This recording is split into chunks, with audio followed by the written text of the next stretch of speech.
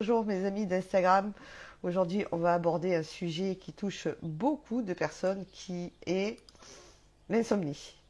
L'insomnie et l'EFT peut tout changer. Je vais voir avec vous aujourd'hui un peu de comment fonctionne l'insomnie, regardez si ça vous parle ou si ça vous parle pas. Donc on le sait tous ou quasiment tous, le sommeil c'est vraiment quelque chose qui est essentiel à la récupération aussi bien physique que psychologique et bien sûr nerveuse. Et puis il y a beaucoup de fonctions psychologiques, la régulation des protéines, la réparation du corps, donc des tissus, la croissance musculaire, on va éliminer des toxines la nuit, on va stimuler l'apprentissage et puis aussi pour la mémorisation, c'est vachement important que le sommeil soit sinon complètement parfait et régulé, en tout cas que le sommeil soit quelque chose de réparateur.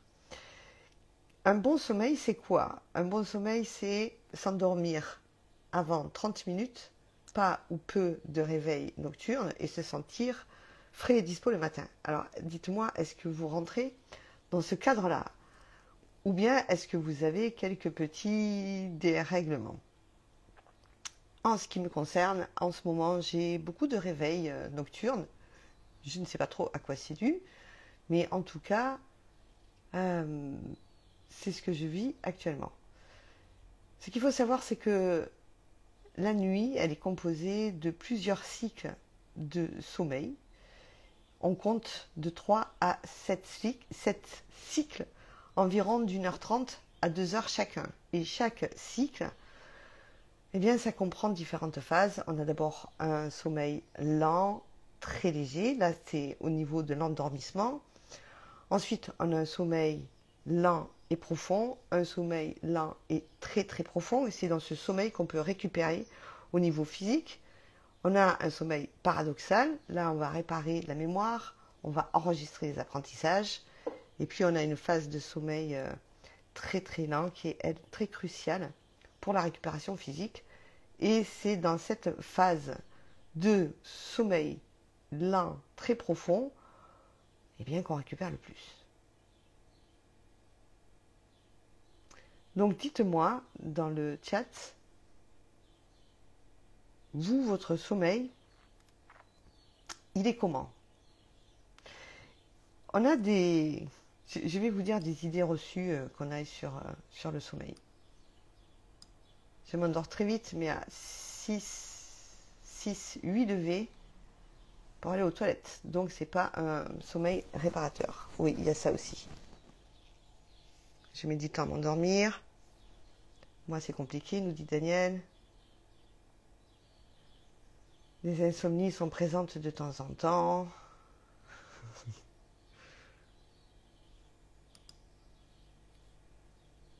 Alors, on a des idées reçues sur le sommeil. Je vais vous en énumérer quelques-unes. Regardez si vous croyez ces fausses idées sur le sommeil. Les heures avant minuit comptent double.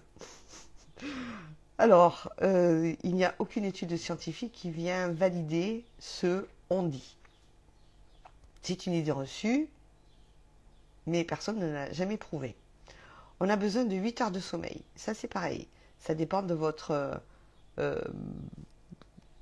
chronobiologie à vous. Il y a des personnes qui, avec 5 heures de sommeil, c'est très bien pour eux, et d'autres, il leur faut 8 heures, parfois 9 heures. La durée moyenne se situe entre 6 et 8 heures. Et les petits dormeurs, c'est 6 heures à peu près de sommeil par nuit, et les gros dormeurs, on va dire que c'est 9 heures à 10 heures. Et c'est important de connaître votre propre fonctionnement pour savoir, vous, de combien de temps de sommeil vous avez besoin pour vous réveiller en forme frais et dispo, j'ai envie de dire. Par contre, ce qu'on sait, c'est que dormir 4 heures pour la santé, c'est délétère, ça peut être dangereux pour la santé. Et puis dormir 12 heures, on ne va pas se mentir, ça relève un peu de la pathologie. J'ai quelques questions pour vous. Combien mettez-vous de temps pour vous endormir? En gros, en moyenne. Combien de temps vous faut-il pour vous endormir? Sachez que la norme, la fourchette de la norme, c'est entre 15 et 30 minutes. Combien de temps restez-vous réveillé la nuit? Quand vous vous réveillez, que vous avez un réveil nocturne, eh bien, combien de temps allez-vous rester réveillé? Est-ce que vous vous rendormez tout de suite? Ou est-ce que c'est compliqué pour vous? Et est-ce que vous vous réveillez plus tôt que votre réveil?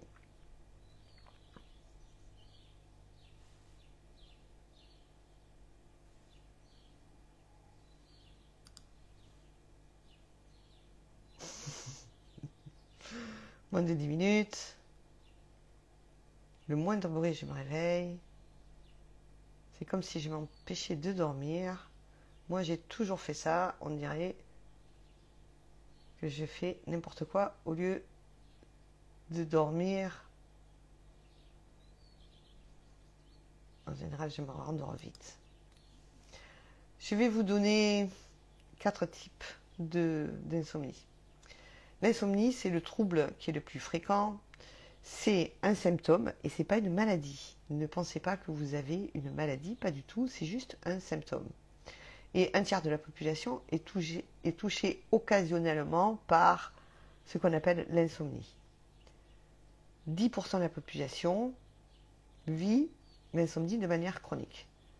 Ensuite, dans les types d'insomnie, il y a des difficultés d'endormissement. C'est quand on met plus de 30 minutes à s'endormir. Il y a des réveils nocturnes qui sont fréquents, incapacité à se rendormir, ou des réveils prématurés, 1 heure avant le réveil à peu près, avec une incapacité de se rendormir. Et ça peut changer avec le temps, avec l'âge aussi, on va voir. Il y a des insomnies occasionnelles, voire aiguës, et ça peut être lié à des événements qui sont passagers. Exemple, vous avez des examens à passer, vous avez une charge de travail très importante, il y a quelque chose qui se passe dans votre vie comme un mariage, un divorce, vous devez préparer des vacances, vous êtes en phase de deuil, de rupture. Là, dans cette période, le sommeil peut être malmené. Et puis, il y a des insomnies qui sont chroniques, et ça devient chronique et pathologique si le trouble persiste au moins 3 fois par semaine pendant au moins 1 mois. Donc voilà à peu près le tableau de l'insomnie.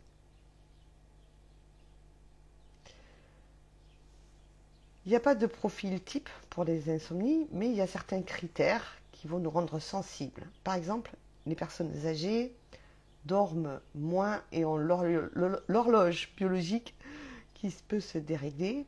Pour les femmes, il y a des troubles hormonaux qui peuvent rentrer en ligne de compte. Il y a des histoires familiales. Dans la famille, on dort mal, mais là, il n'y a pas de preuve génétique. Ça fait plutôt partie des croyances.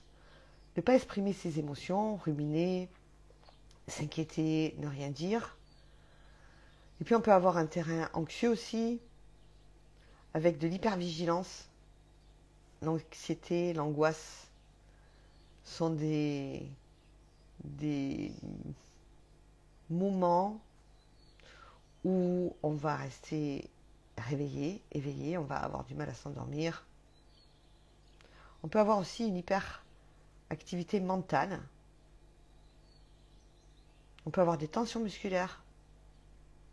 Et puis, bien sûr, il y a certaines substances qui sont à éviter. Le café, le thé, l'alcool, le tabac, on le sait, ça va réveiller une sensibilité au sommeil. Il peut y avoir des médicaments qui nous empêchent de dormir. Et regardez si vous, dans votre vie, ça vous parle. Et donc, je me propose aujourd'hui de faire un peu de EFT avec vous. On va faire quelques rondes de tapping. Pour ceux qui ne connaissent pas, on va stimuler des points sur le corps.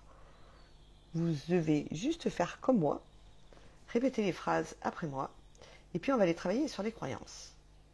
Ce qui va nous empêcher de nous endormir. Pour les entrepreneurs, il y a parfois une anxiété de performance quand on a des to-do list très longues, qu'on n'a pas tout terminé, et on va avoir des boucles dans la tête, et ça va nous empêcher de nous endormir alors qu'il est temps du repos. Et déjà, ce que vous pouvez faire, regardez si ça marche pour vous, c'est de vous dire, je prends tous mes soucis, je les pose sur la table de nuit. Personne ne viendra les régler à ma place. Pendant la nuit, je suis certaine de les retrouver demain matin. Et puis, peut-être avoir une intention et dire à cette partie de nous qui est anxieuse et qui nous tient réveillés, il n'est pas le temps de régler des problèmes maintenant, il est temps de se reposer afin de pouvoir les régler plus facilement demain matin.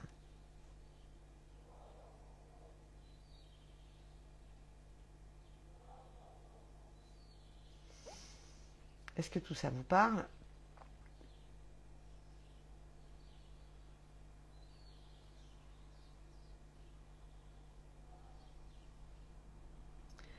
Je vois qu'il y a Lucie qui dit « J'ai beaucoup de cauchemars et c'est flippant. Ce que vous pouvez faire quand vous faites des cauchemars, c'est vous réveiller, vous vous levez, vous buvez un peu d'eau, ça aide à vraiment se réveiller pour ne pas repartir dans le cauchemar. Et vous pouvez faire aussi du tapping en repensant juste aux images que vous avez vues dans ce cauchemar et que vous avez encore dans votre tête. Tout simple, vous faites du tapping juste en silence, avec l'intention de laisser partir toutes ces images. Et sur chaque point, vous respirez et quand vous soufflez, vous imaginez que toutes ces images s'en vont. Béatrice, toutes mes condoléances. Je dis que vous êtes en deuil et que vous avez des réveils nocturnes. Alors j'espère que ce qu'on va faire aujourd'hui va vous aider. L'insomnie, c'est un très vaste sujet et on pourrait faire beaucoup de capsules sur ce sujet-là. Si ça vous intéresse, mettez-le en commentaire. Et puis pour les personnes qui sont sur Instagram, vous le savez, c'est important pour porter le compte, pour que le compte puisse être vu par le plus grand nombre, de mettre un like, de mettre des commentaires, d'enregistrer la vidéo et si le cœur vous en dit, de la partager. Si vous connaissez des personnes qui vivent des insomnies ou qui ont des troubles du sommeil, n'hésitez pas à partager cette vidéo si vous pensez qu'elle est appropriée et si le cœur vous en dit. En tout cas, ça aide le compte à monter.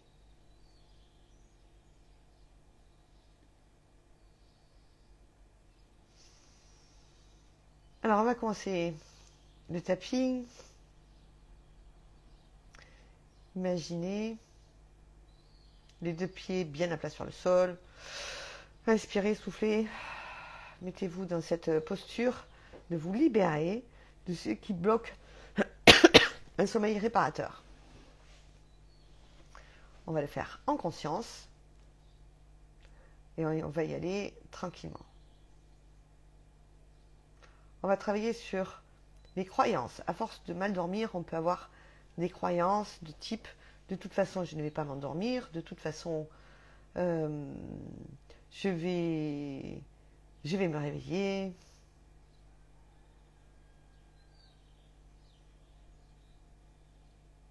J'ai tellement de choses à faire que je ne vais pas pouvoir dormir.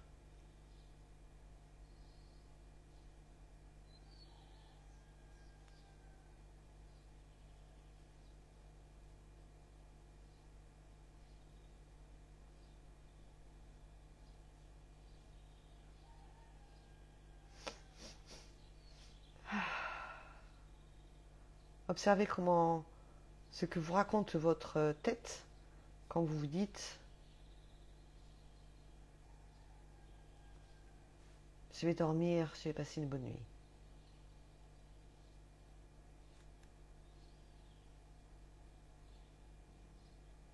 C'est bon pour vous? Vous êtes prêts? Vous êtes prêtes?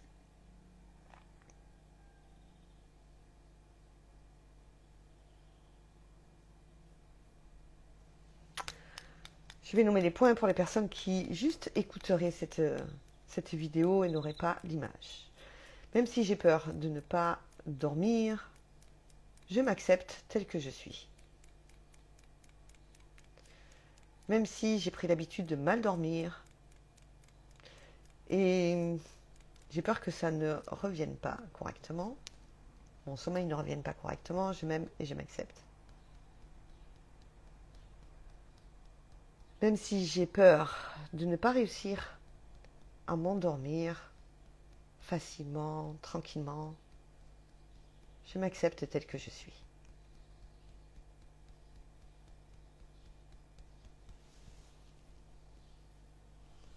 J'ai peur de ne pas m'endormir facilement et correctement. Racine du sourcil, hein? Coin de l'œil. Je suis fatiguée, mais mon mental tourne en boucle. Sous les yeux, toutes ces pensées, ces soucis, ces tracas qui tournent dans ma tête. Sous le nez, je suis vraiment fatiguée. Et je n'arrive pas à me détendre, à m'apaiser. Prenez mon temps, voire je ne me sens pas en sécurité pour me relaxer complètement. Juste sous la clavicule. J'ai peur de ne jamais retrouver un bon sommeil. Sous le bras, tous ces tracas, toute cette inquiétude de performance, inquiétude de ne pas y arriver. Pensez à vos inquiétudes. Sous le bras. J'ai peur de ne pas m'endormir facilement. Relâchez, cessez le tapotement, respirez, soufflez. Et puis on va faire une ronde pour préparer le corps à se détendre, à se relâcher, à lâcher prise, à prendre du recul et à rentrer dans cette phase d'endormissement.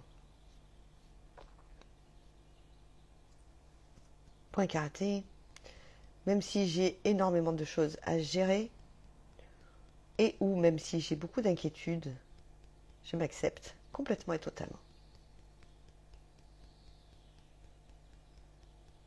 Même si je vis des moments difficiles pour m'endormir, j'ai choisi maintenant d'offrir à mon corps un moment de calme. Et même si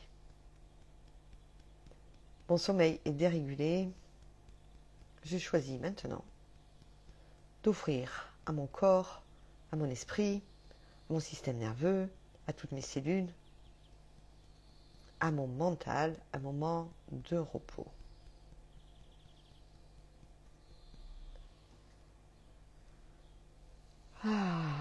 Et si je me sentais en sécurité cette nuit?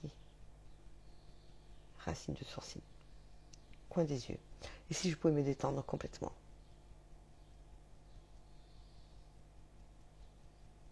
Et si mon lit devenait un lieu vraiment de repos?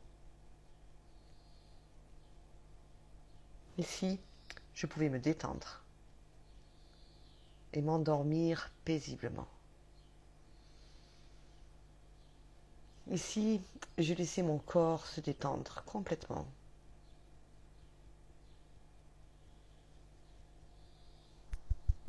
Je lâche et je laisse partir toutes les pensées, toutes les anxiétés, toutes les peurs.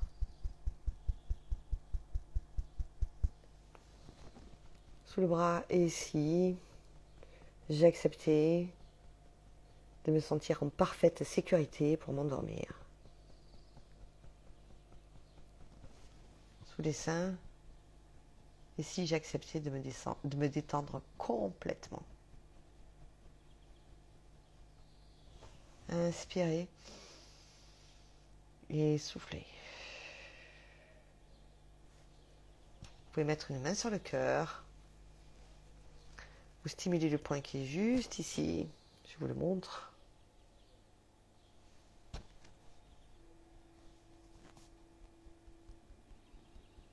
Vous pouvez fermer les yeux.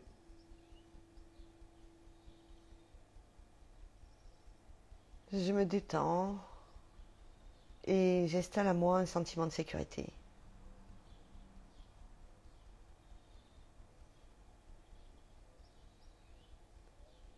Dormir et faire confiance à l'intelligence de mon corps,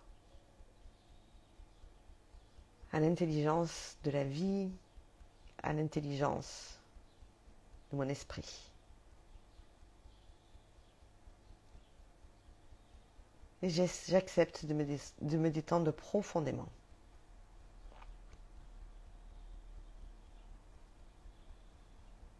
Je permets à mon corps de respirer tranquillement et calmement.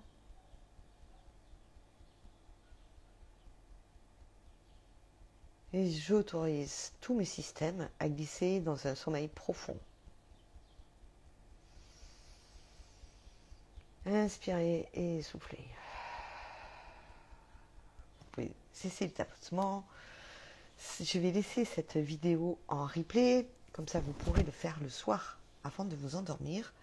Vous pouvez bien sûr changer tous les mots, mettre des mots qui vous conviennent mieux, rajouter des phrases, rajouter des mots qui font écho en vous, notamment quand vous faites « et si ». Et si ce que vous pensiez était erroné, et si vous pouviez aller à l'inverse. Pour les personnes qui ont expérimenté, est-ce que vous pouvez me dire comment vous vous sentez?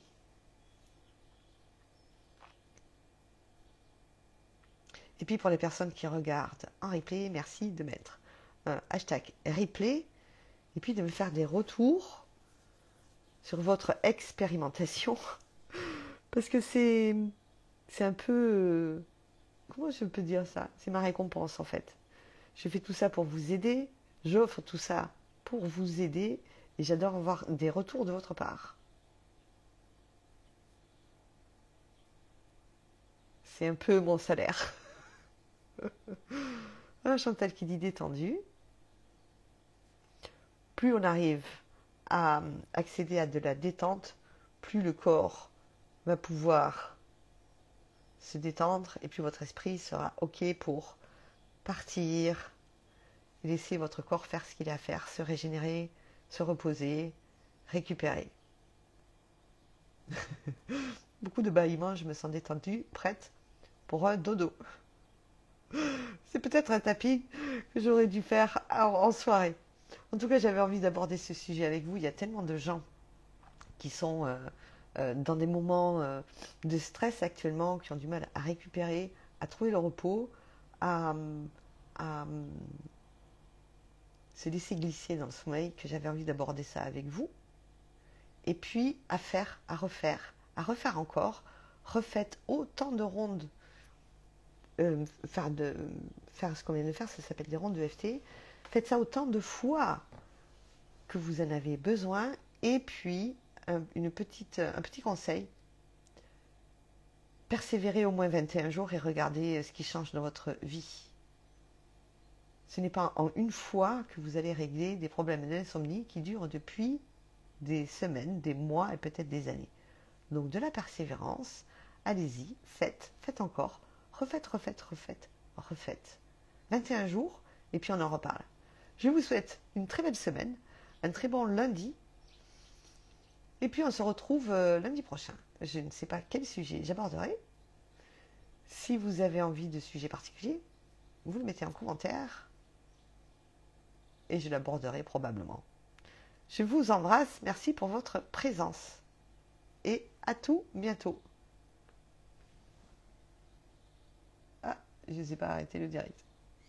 Je vais l'arrêter ici d'abord. Très bonne journée à vous.